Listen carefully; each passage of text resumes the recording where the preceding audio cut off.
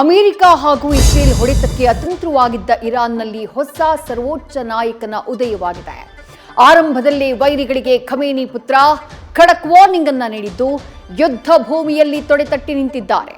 ಯುದ್ಧದ 5ನೇ ದಿನವೂ ಮಧ್ಯಪ್ರಾಚ್ಯದಲ್ಲಿ ರಕ್ತದ ಹೋಳಿ ನಡೆದಿದ್ದು 1000ಕ್ಕೂ ಹೆಚ್ಚು ಜೀವಗಳ ಬಲಿಯಾಗಿದೆ.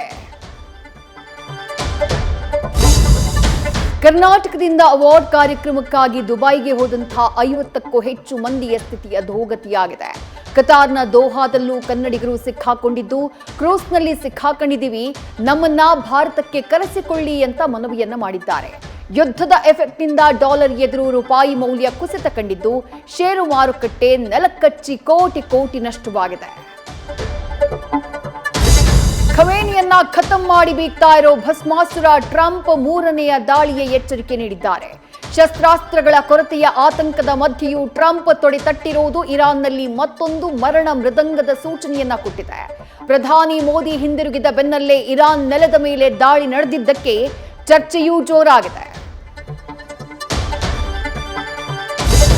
ಚಂದ್ರಗ್ರಹಣ ಮುಗಿತಾ ಇದ್ದ ಹಾಗೆ ರಾಕಿಂಗ್ ಸ್ಟಾರ್ ನಟನೆಯ ಟಾಕ್ಸಿಕ್ ಸಿನಿಮಾಗೆ ಗ್ರಹಣ ಕವಿದಿದೆ. ಇರಾನ್ ಇಸ್ರೇಲ್ ಯುದ್ಧದ ಕರಿನೆರಳು ಚಿತ್ರ ಬಿಡುಗಡೆಗೆ ಬ್ರೇಕ್ ಹಾಕಿದೆ. ಜೂನ್ 4ನೇ ತಾರೀಕು ಟಾಕ್ಸಿಕ್ ಸಿನಿಮಾ ಬಿಡುಗಡೆ ಮಾಡೋಕೆ ನಿರ್ಧಾರ ಮಾಡಲಾಗಿದೆ. ನಿರಾಸೆಗೊಂಡ ಅಭಿಮಾನಿಗಳಿಂದ ಸೋಷಿಯಲ್ ಮೀಡಿಯಾದಲ್ಲಿ ಚರ್ಚೆ ಜೋರಾಗಿದೆ. ತಿರುಪತಿ ತಿಮ್ಮಪ್ಪನ ದರ್ಶನಕ್ಕೆ ಹೊರಟ 5 ದಾರುಣವಾಗಿ ಸಾವನ್ನಪ್ಪಿದ್ದಾರೆ. ಲಾರಿಗೆ ಹಿಂಬದಿಯಿಂದ ಕಾರು ಡಿಕ್ಕಿಯಾಗಿ ರಸ್ತೆಯ ತುಂಬೆಲ್ಲ ನೆತ್ತರ ಕೋಡಿ ಹರಿದಿತ್ತು. ಭೀಕರ ಅಪಘಾತದಲ್ಲಿ ಕಾರಿನಲ್ಲಿದ್ದ ತುಂಬು ಕುಟುಂಬ ದುರಂತ ಅಂತ್ಯವನ್ನ ಕಂಡಿದ್ದು, ಚಾಲಕ ನಿದ್ದೆ ಮಂಪರಿನಲ್ಲಿ ಕಾರು ಚಲಾಯಿಸಿದ್ದೇ ಈ ಘೋರ ದುರಂತಕ್ಕೆ ಕಾರಣ ಎನ್ನಲಾಗ್ತಾ ಇದೆ.